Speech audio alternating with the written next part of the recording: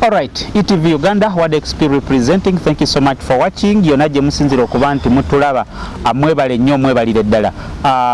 Yonna abatulaba, thank you so much.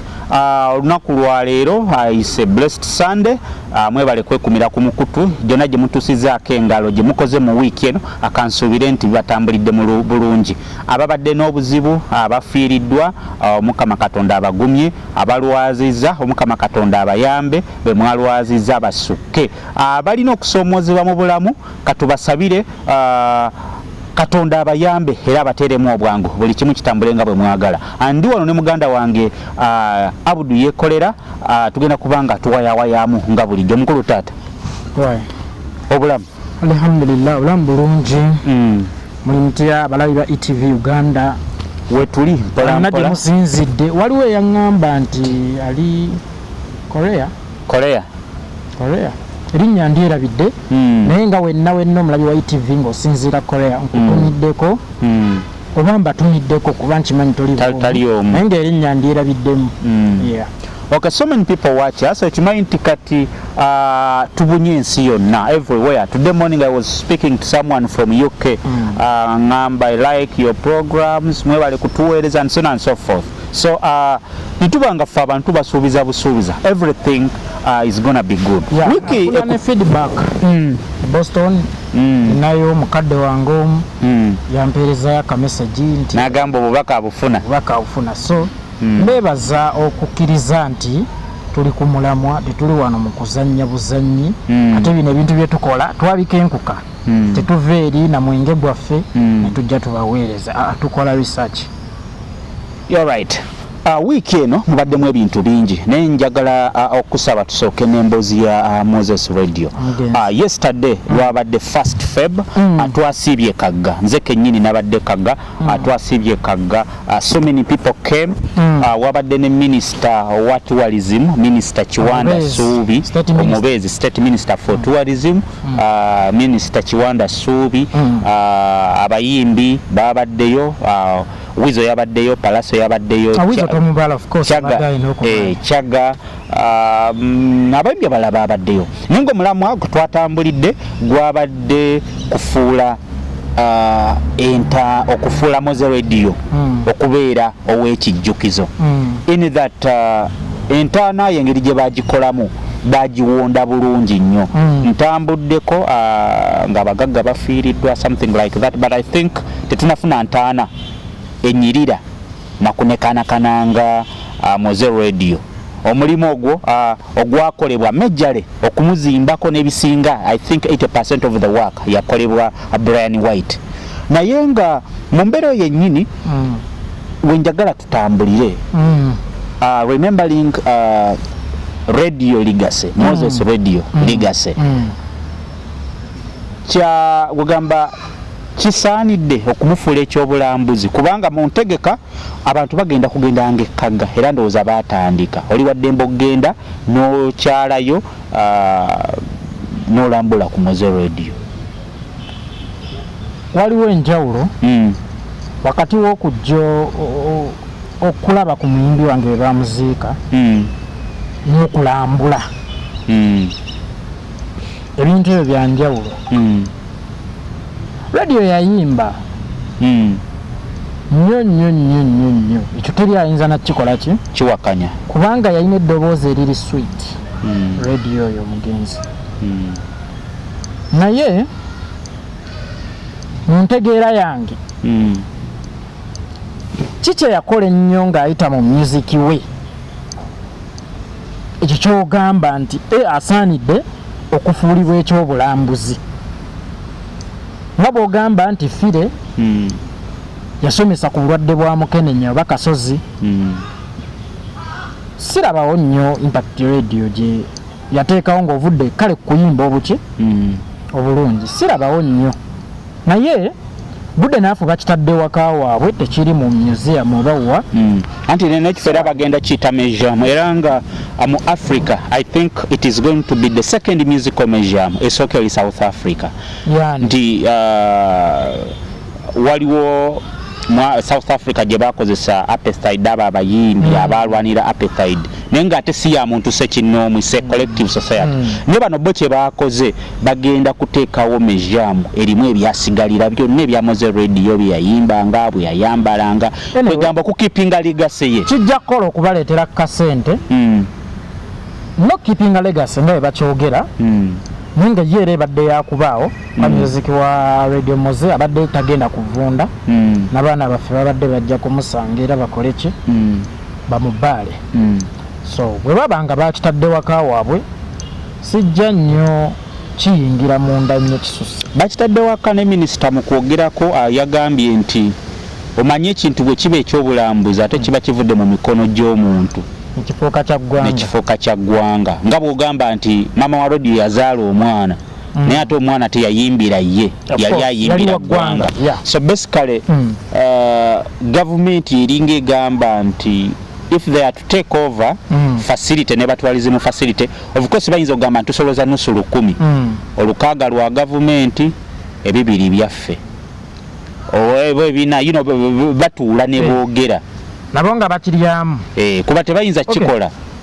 nga temunnatandika kusolooza bibiri ebyo nga bwogambye kale oba kyonna kyemunasooke mustereze copyright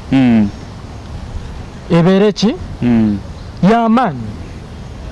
mutereze copyright ng'omuyimbi taliira ku stage wokka ng'alina enkola endala mwaliira ku ki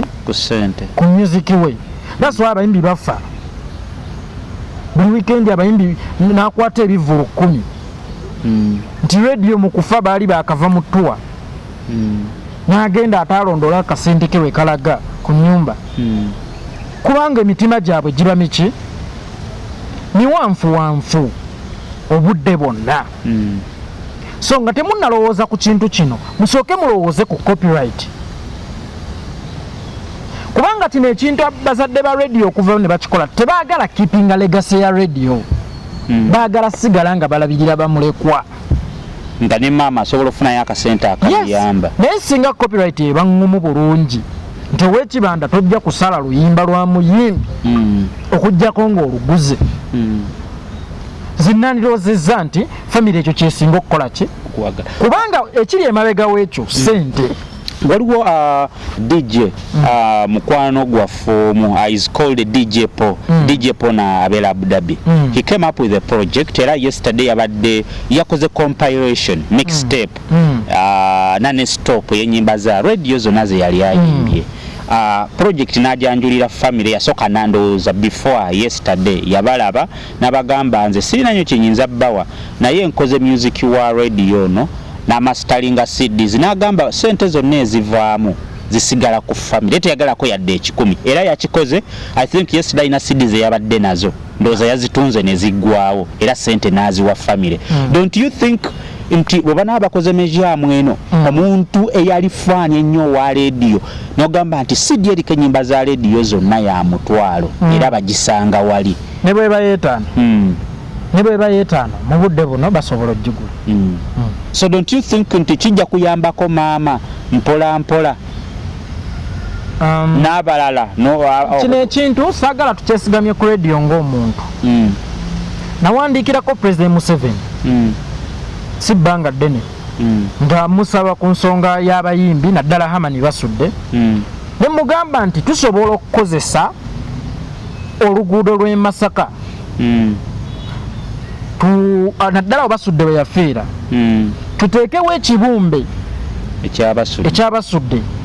tuteekewo enfa gye yafaamu tuteekewo akabi akali mu kuvuga sipiidi tuteekewo obulamu abaana be bayiseemu okuva lwe yavaawo tusobola okukozesa bulungi Amani basudde ng'ekikanga abantu okuvuga sipiidi nti olaba akabenje katasita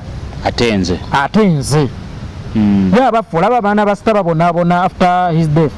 ate abange ne munnange okuva lwe nawandiika ebbaluwa siddibwangamu kati ate olwaleero olw'okuba mwalabyewo kamera mwadduse nnyo so obudde bwonna mubumaze mu kunyoomoola bayimbi nga temubamalaamu magezi so nga kyalibadde kyabuvunaanyizibwa kati nga basudde olwo emmotoka gye yafiiramu nabagamba nokeera n'ogiteeka mu museum emmotoka yeekyaliwo simanyi naye era bwali buvunaanyizibwa bwa gavumenti ogirondoola nokeera n'ogiteeka ekittante mu museum oba n'oteekawo neya John Akibua olowooza mmotoka yaani abannayuganda gye bayinza okwegomba kisinzira ku interest oli bw'aba wa music yabaswale in general omanyi bino ebintu kulinga kusamba mupiira nti osamba namba 8 n'ensamba namba 9 ne bagamba namba 8 akyasinze at the end ne bagamba ani asinze okusamba omupiira so kati ekyo kyenjagala ku Akibua ne Hamani basudde olowooza mmotoka yaani abantu gye baagala okulaba emmotoka eyatta basudde ne Akibua gye yavuganga akisi anti oli yafa nefa gye yafa olw'okuba baagala okunyomoola eva amaanyi g'omuyimbi naye nga basudde oyo yali asobola okukozesebwa bulungi okulwanyisa obubenje ku luguudo lw'e Masaka kuba lwe lusinga okutta abantu naye okuva lwe nabawandiikira sifunanga reply nagenza okubalaba bazungiddewa kagga bwe mubanga mwazuukuse kirungi tubaaniriza naye saagala mulowooze ku muyimbi omu tugambe nti gavumenti tekoze kimala kuyamba abayimbi nga bakafeero abasomesa ensi yayogeddeko ku bakafeero ne babasudde abasomesa ensi ng'olwaleero ojja kwesanga ffe abamu twawasa tumaze kuwuliriza nnyimba za kafeero ennyimba za kafeero nga kwe twakwanira bakazi baffe otegeera naye ate olwaleero mumwesuuliddeyo gwaki so ng'osobola okukozesa ennyimba za basudde copyright eyo n'ogijja ne mu bantu sekinoomu n'ogezza n'ogamba nti obutabanguko mu maka nga bususse abakazi nga basusse okutta babba baabwe kale akayimba mukyala mugerwa gavumenti kegenda okukozesa mu kulwanyisa nannyiniko ne mumuwaayo ku ssente naye bo tebakikola kati ng'okuvumirira omwenge ne bakozesa dipo nazigala famire nesigala nga naye bo eva amaanyi bagatadde mu kusitula bintu birala nga music bo tebamubalanga mu magezi nga tetunanenya gavumenti should we think abayimbi bali responsible enough kuba bw'otunuulira abayimbi babeera ne ssente wano nga bayimba there is a lot of money naye bwe bakimaliriza there is embeera gye bayisibwamu bw'ava ku stage oba n'alwalamu baba baakusondera nze nandirowoozezza ekintu kimu nti teri kya bugagga kisinga kiyiye kyange omanyi bebekulu oyo wande bamubuuzaako olina bya bugagga ki n'agamba nina musiki wange so muyimbi ye bw'aba akimanyi nti alina oluyimba lwe ng'aluwandikidde ku musingi ng'akimanyi lusobola okubaawo emyaka 2 bambi tomunenya nnyo naddala ebiseera ebiri nga copyright ekyali y'amaanyi ko baali bamanyi kiriba bwe kityo emirembe n'emirembe amiina naye ng'olaba copyright mu nsi yange ekoze eki enaabuuse n'osanga music w'abayimbi music omukadde ku YouTube channel ez'enjawulo nga zirimu views obukadde n'obukadde naye nga simanya avunaanyizibwa ku ekyo era ani afuna nga ndi wakati mu kamera eno njagala famire z'abayimbi abaafa tufuneyo meeting famire ku famire sigenda bayita mulundi gumu nti mujja babasudde abakafeera abaani n'abayimbi abakola music edda namukyali balamu njagala kubalaba omu ku omu abaafa ne famire zammwe nja ziraba tulabe nga tuzimba YouTube channel kwe tukuŋŋaanyiza music oyo muganyulwe mu biyiiye by'abakitammwe ne bannyammwe so basooke batereze copyright nga tebannalwanirira nnyo kiri ekyo olowooza copyright eyinza okusoboka kuba ne bwebeerawo engeri internet gye yajja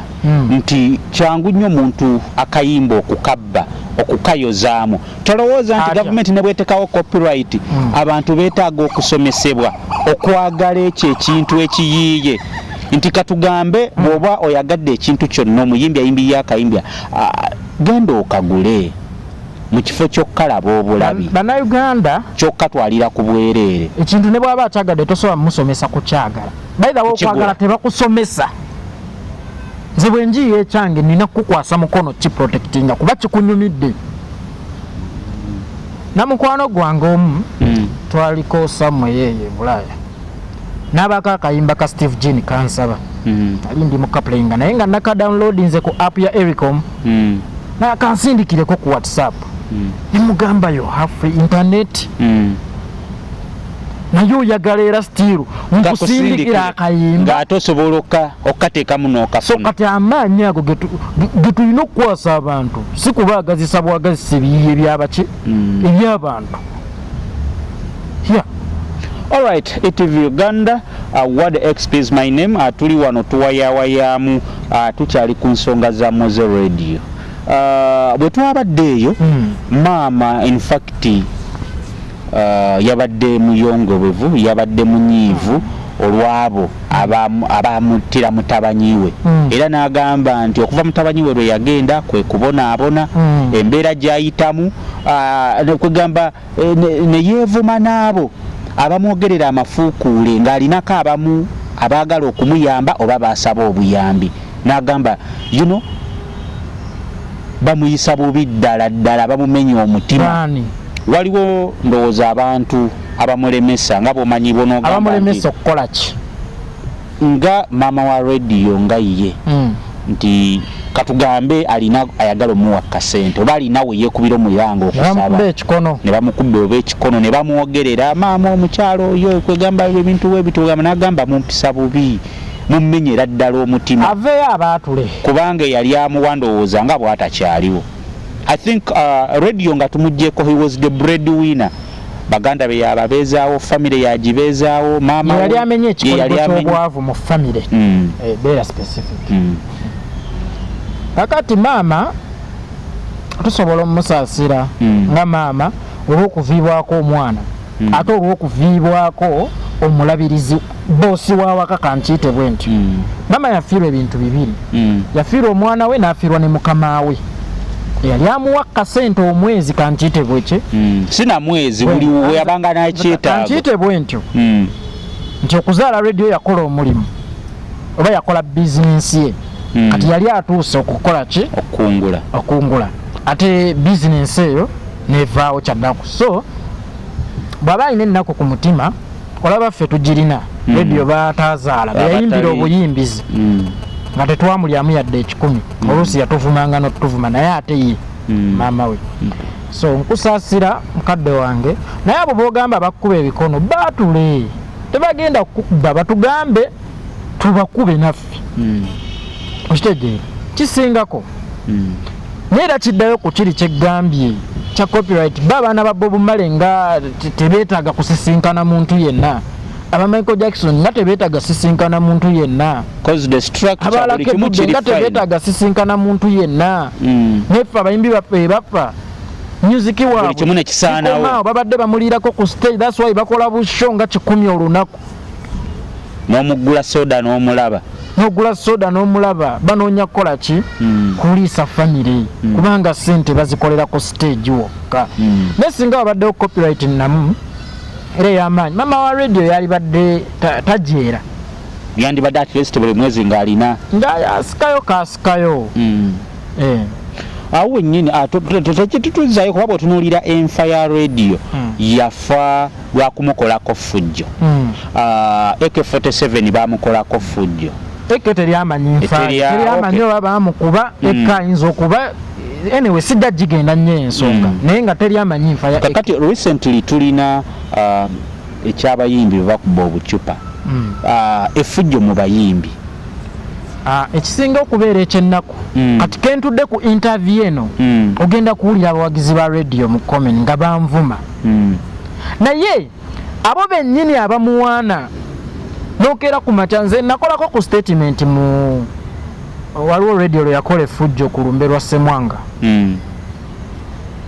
nenkeera neŋŋamba naye musajja obulamu abukutte bubi yasuula laptop ya DJ mu mazzi nate lwali olwo ojjukira radio lwe baamugirira ewandegeya owa traffic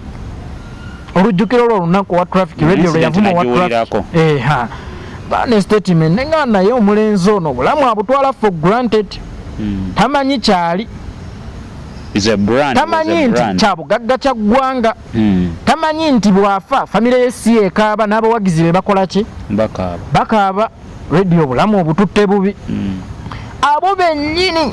abalaga nti banyolwa nnyo okufa kwe baatuvuma oyogeranga ani ku star waffe osejeera naye nga singa ebigambo ebyo babikwata ne babiteekera ddala mu mitima ne babiwa abayimbi baabwe oba osanga radio twalibadde nayo ekituufu kiri nti radio yali tamanyi kyali ekyo sikizaayo ancawa anjagala so tugambe nti kino kyennyini kiyinza okuba nga kiriwo oba nga kyaliwo ku lwe okugamba naye eneeyisa gye yali radio yabulako guidance ekirala abayimbi mukimanye nti mu influencinga abantu bangi byokola abalala ne babikoppa kakati radio yakula yegomba Kamiiri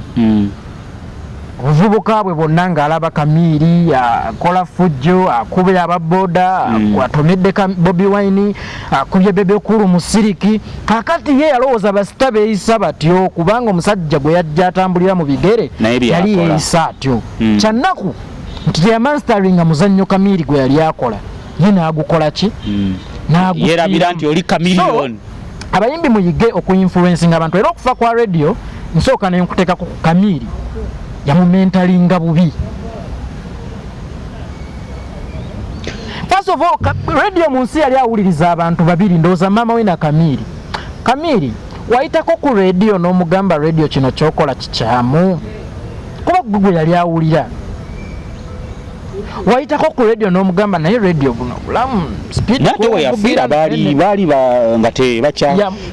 yali takyali mu nkwawaze yali musajja nga akuze nkugambye be bantu be yali asobola okuwuliriza abamuwabula kuba ffenna yali tatuwuliriza bannayuganda abalala aboogera yali talina media personality gwawulira talina gwatya radio ye muyimbi eyali oba sijaga nti eyali talina mpisa wabula yali katwewungu ng'asobola okukola ekintu kyotamusuubiramu kikuzi ono yakikoze. Secondly, abayimbi muyige okufuna ba manager ab'obuvunaanyizibwa. Chaga yali mukwano gwa radio tabangako material ga manager. Mwalaba ku mulembe gwa Jeff radio mwamuulirako mivuyo. First of all, radio yatunuliranga Jeff ye yennyini ne yeekomako nga mutya oba tugambe nti yali amuwe Jeff yali manager ye Jeff ndoza ye akugamba olina kukola kyayagala oba ekituufu manager nsubira buvunaanyizibwa bwo okugamba omuyimbi weyise bwoti obudde buno si wa kunywa mwingi togenda kunywa budde buno bwa studio obudde buno saagala interview kuba nsobi nnyingi ze yakolera mu interviews. That's why abayimbi ba Jeff bazibu nnyo okufuna right now okufuna shiba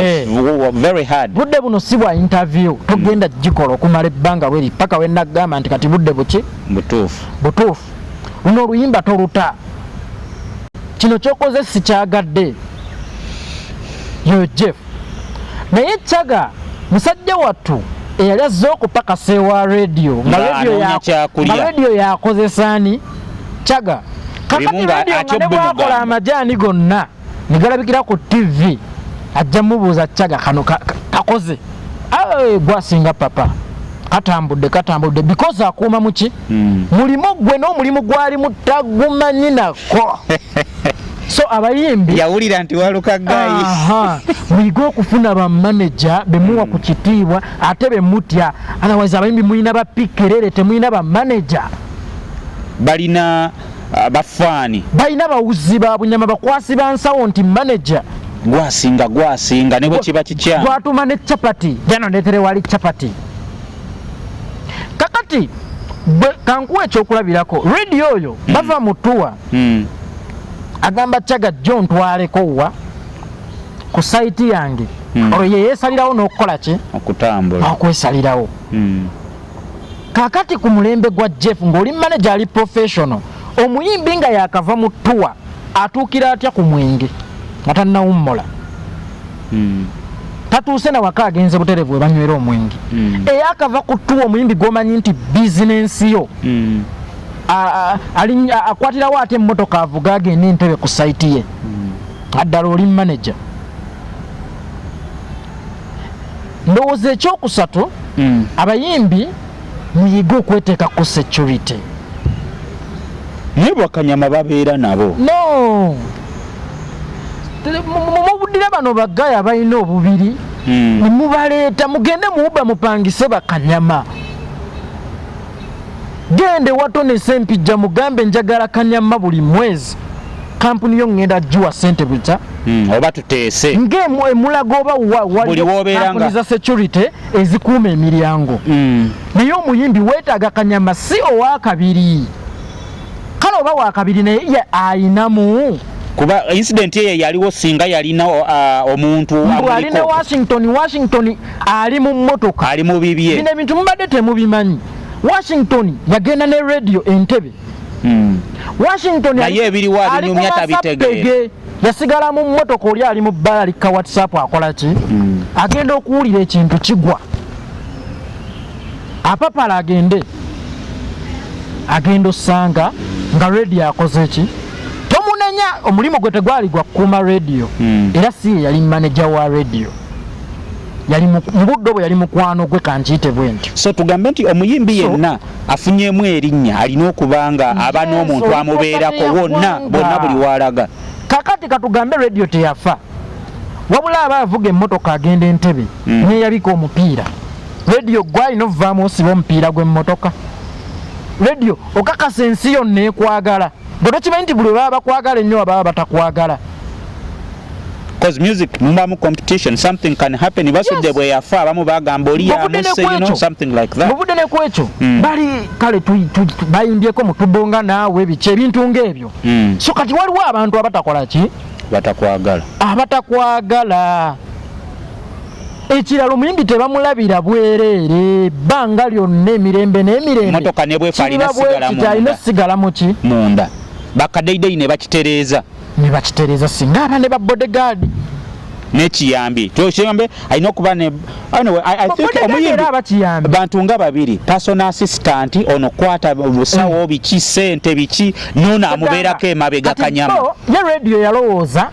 fine omuyimbi alina identities bbiri waliwo radio ow'Abannayuganda ne wabaawo ne Nakinti je Moses Ssekibogo kakati ye yalowooza nti asobola okwawula abantu abo bameka ababiri naga wano sigenda ku stage kanegenderenga Nakinti je ngenda mu byange